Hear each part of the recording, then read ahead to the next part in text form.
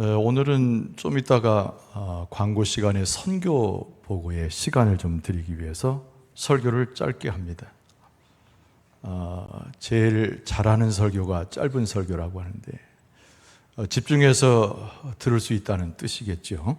오늘 신명기 32장 7절 이하의 말씀으로 하나님이 하신 일을 기억하라 라는 제목으로 은혜를 나누고자 합니다. 한번 따라서 할까요? 하나님이 하신 일을 기억해야 합니다. 오늘 본문의 말씀은 일종의 모세의 설교이기도 하고요, 또 모세의 찬양의 노래이기도 합니다.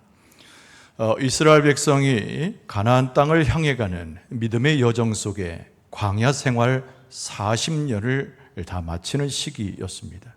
오늘 본문의 말씀은 신명기에 나오는 앞서 말씀드린 대로 모세의 설교 부분이죠. 가나안 땅 들어가기 전에 요단강가 앞에 서서 모세의 설교를 듣는 이스라엘 백성의 모습을 연상해 볼 수 있습니다. 하나님의 축복의 땅, 약속의 땅에 들어가기 전에 어떤 말씀을 기억해야 하는가, 그들은 심각하게 모세의 설교를 듣고 있었을 것입니다. 모세의 설교와 그 말씀은 매우 긴박성을 갖습니다. 오늘 이 본문의 말씀을 대하면서 우리의 마음에 벅차오르는 마음과 긴박성을 우리도 느끼게 됩니다. 하나님께서 모세에게 이렇게 은밀하게 말씀하십니다. 이 백성들이 가는 땅에서 나를 섬기지 아니하고 우상을 섬기게 될 것이다. 그들은 나를 버리고 그들이 나와 맺은 언약을 잊어버리게 될 것이다. 그날에 많은 환난이 그들 가운데 닥칠 것이고 나는 그들을 기억하지 못할 것이다. 모세의 마음 가운데 그 안타까움, 하나님의 말씀을 들은 모세는 하나님의 계명과 일러주시는 말씀에 집중할 수밖에 없는 이유를 갖게 되었습니다. 오늘 이 본문의 말씀이 가나안 땅 들어가는 이스라엘 백성의, 특별히 제2세대가 반드시 기억해야 할 하나님의 계명과 주신 말씀의 언약 부분입니다. 우리는 이 말씀을 동일하게 들으면서 마음의 결단이 있어야 합니다. 영적인 귀한 선택이 우리 가운데 있어야 하고, 이 선택 가운데 하나님을 바라볼 수 있는 영안도 열려질 수 있어야 됩니다. 모세는 이것을 말씀으로 하나의 노래를 만들어 후손들까지 부르게 했습니다. 그리고 말씀 속에 하나님을 바라보도록 요청했습니다. 모세는 오늘 본문의 말씀을 통해서 무엇을 노래하고 무엇을 기억할 것인가? 여러분, 첫 번째는 하나님은 우리를 위해서 위대한 일을 행하셨음을 후손들에게 가르치기를 원했습니다. 오늘 7절 말씀은 이렇게 시작하죠. 옛날을 기억하라. 역대의 연대를 생각하라. 내 아버지에게 물으라. 그가 내게 설명할 것이요, 네 어른들에게 물으라. 그들이 내게 말하리로다. 이렇게 말씀했어요. 옛날 옛적에 하나님이 행하신 일을 기억해 보라는 거예요. 너희 어른들 아비와 어미에게 물어보라는 겁니다. 그들이 너희들에게 답할 것이다. 첫 번째 기억할 것이 무엇이었을까요? 이스라엘 백성의 40년 광야의 생활을 거쳐서 가나안 땅을 내다볼 수 있는 요단강가에서 하나님이 행하셨던 일 중에 최고의 일은 이스라엘 백성이 하나님의 백성이 되었다고 하는 사실입니다. 하나님의 목 중에 가장 중요한 것이 이스라엘 백성이 자리하는 내용이었다는 것이지요. 그래서 오늘 본문의 말씀의 8절은 이어서 매우 범상치 않은 흥미로운 구절이 나옵니다. 가장 높으신 하나님께서 이스라엘 백성의 경계를 정하시고 보호하셨다고 하는 말씀입니다. 이런 8절을 읽어드리면, 지극히 높으신 자가 민족들에게 기업을 주실 때에, 인종을 나누실 때에 이스라엘 자손의 수효대로 백성들의 경계를 정하셨도다. 이렇게 노래합니다. 많은 열방의 백성들을 다스리시는 하나님께서, 모든 역사의 주관자이신 하나님께서 그들 가운데 이스라엘 백성을 기억하셔서 이스라엘 백성들을 보호하는 경계를 하나님이 두셨다라고 말씀 속에 기록한 것입니다.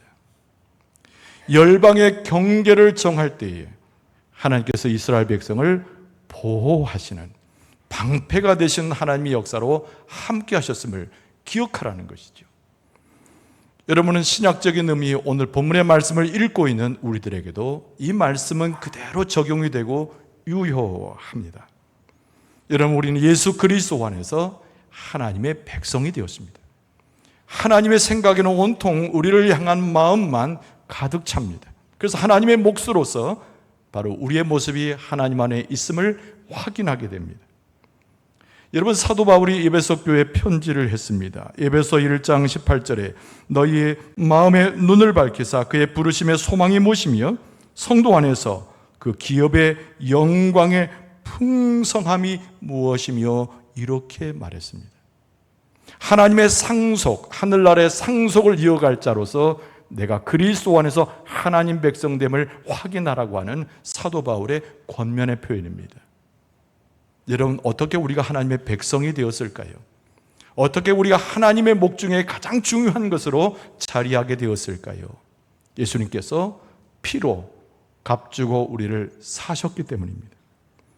그래서 여러분, 요한계시록 5장 9절 이하에 보면은 일찍이 죽임을 당하사 각 족속과 방언과 백성과 나라 가운데서 사람들을 피로 사서 하나님께 들이신 바 되었다고 하는 어린 양을 묘사하고 있습니다. 여러분, 예수 그리스도의 보혈의 피와 십자가의 은혜를 통해서 이스라엘 백성과 똑같이 우리는 하나님의 백성이 되고 권속이 되고 하나님의 목 중에 가장 귀한 존재로 하나님 앞에 서 있는 줄로 믿습니다. 그래서 하나님께서 오늘 본문의 말씀에 보면은 이스라엘에게 그렇듯이 오늘을 사는 우리들에게 복 주시고 하나님 당신의 눈동자처럼 우리를 지키시고 보호하신다는 말씀이 뒤따르게 됩니다. 오늘 10절 말씀은 이렇게 썼습니다. 여호와께서 그를 황무지에서 짐승이 부르짖는 광에서 만나시고 호위하시며 보호하시며 자기의 눈동자같이 지키셨도다. 이런 미국 사람들이 오랜 동안 부른 복음성가가 하나 있습니다. 무려 120년이나 된 복음성가인데요, 그분의 눈은 참새에 있습니다. 제목이 그래요.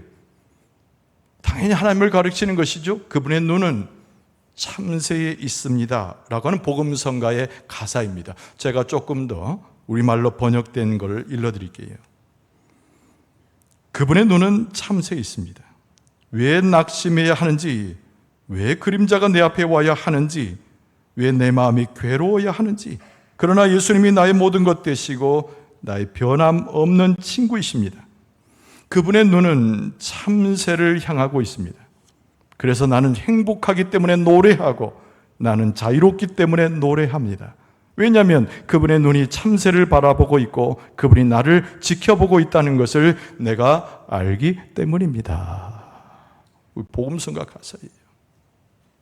우리는 참새 같은 존재 아니겠습니까? 그 흔한 참새 같은 존재 아니겠습니까? 근데 하나님께서 나를 인치시고 십자가의 은혜로 내 죄를 사하신 다음에 우리를 하나님의 가장 귀한 백성으로 삼으셨는데 참새처럼 아무것도 아닌 우리 존재와 같아도 하나님이 나를 기억하셔서 당신의 백성 삼으셔서 나를 보호하시고 축복하신다는 거예요. 하나님께서 그런 은혜를 주실 때 하나님의 백성으로서의 그 축복을 누릴 수 있기를 바랍니다.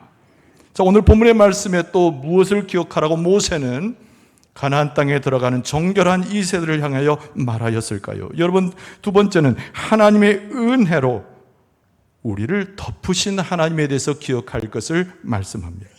여러분, 오늘 본문의 말씀 11절에 보면 마치 독수리가 자기의 보금자리를 어지럽게 하며 자기의 새끼 위에 너풀거리며 그의 날개를 펴서 새끼를 받으며 그의 날개 위에 그것을 없는 것 같이 라고 하는 표현입니다.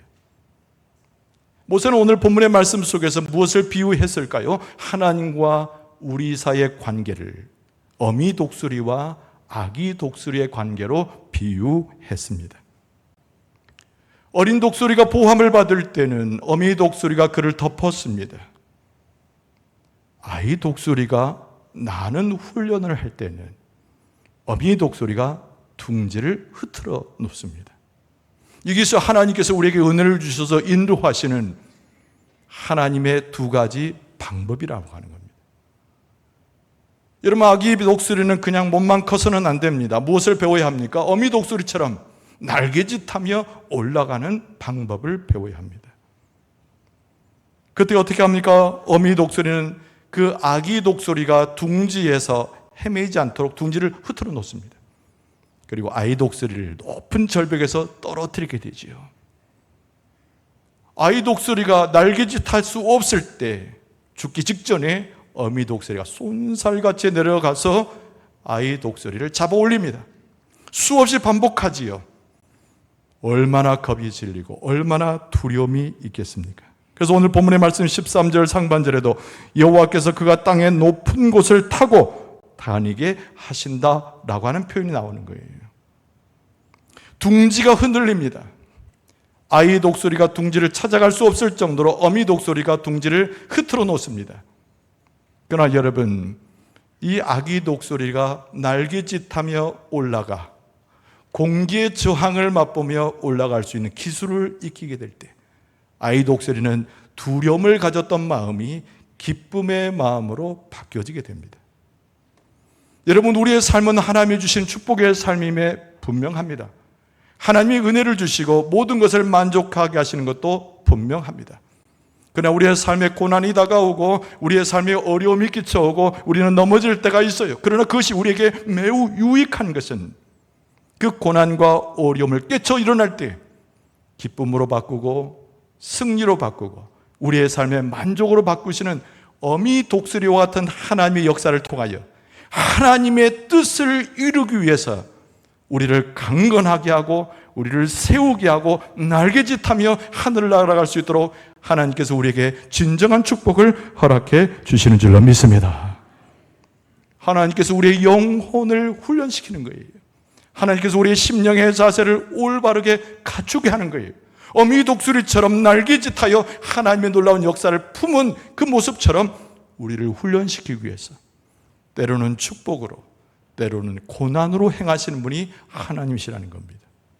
그래서 오늘 본문의 말씀에 지금 가나안 땅을 바라보고 있는 이 세대를 향하여 모세는 설교하기를 우리에게 필요한 것은 인내함이라는 거예요. 하나님의 뜻을 기다리는 것입니다. 하나님의 말씀을 받은 자와 같이 그 말씀의 확신을 가지고 하나님을 바라볼 것을 요청하는 설교를 오늘 본문의 말씀 가운데 주고 있습니다. 여러분, 하나님께서 우리에게 축복을 주시죠. 그러나 그 은혜가 우리의 삶의 고난으로 다가올 때도 있습니다. 중요한 것은 우리가 그 하나님의 때와 그 은혜를 기다리는 믿음의 그 신앙이 우리에게 필요하다는 것입니다. 소망을 품고 어려움 가운데 견뎌낼 때에 우리의 신앙은 커나가고 우리의 고난과 고통마저도 하나님의 축복임을 깨닫게 됩니다. 여러분, 이사야 선지자가 이사야 40장 31절의 그 유명한 말씀으로 우리를 권고하죠. 오직 여호와를 앙망하는 자는 오직 여호와를 앙망하는 자는 새 힘을 얻으리니 독수리가 날개치며 올라감 같을 것이요 다른 먹질하여도 곤비하지 아니하겠고 걸어가도 피곤하지 아니하리로다. 여러분, 피곤한 자에게 힘을 주시는 분이 하나님이신 줄로 믿습니다. 힘이 부족한 자에게 능력을 주시는 분이 우리 아버지 하나님이신 줄로 믿습니다. 헤매이고 이 세상 가운데 길을 찾지 못하는 우리에게 생명의 길을 보이시고 인도하시는 분이 우리 아버지 하나님이신 줄로 믿습니다. 사랑하는 성도 여러분, 과거의 옛날 일을 잊어버리지 말고 기억해야 합니다. 하나님께서 어떻게 우리와 함께 하셨던가를 기억하는 자가 내일을 용기와 하나님 주신 힘으로 헤쳐나갈 수 있습니다. 그 하나님의 백성된 자리를 지켜 하나님이 지시한 길로 나아갈 수 있어야 합니다. 사랑하는 성도 여러분, 하나님은 우리를 보호하십니다. 하나님은 우리를 인도하시는 분입니다. 그 승리의 날에 하나님께 영광을 돌리고 진정한 하늘의 축복으로 우리의 삶을 살아갈 수 있는 여러분과 저의 모습 되어줄 수 있기를 주의 이름으로 축원합니다. 기도하겠습니다.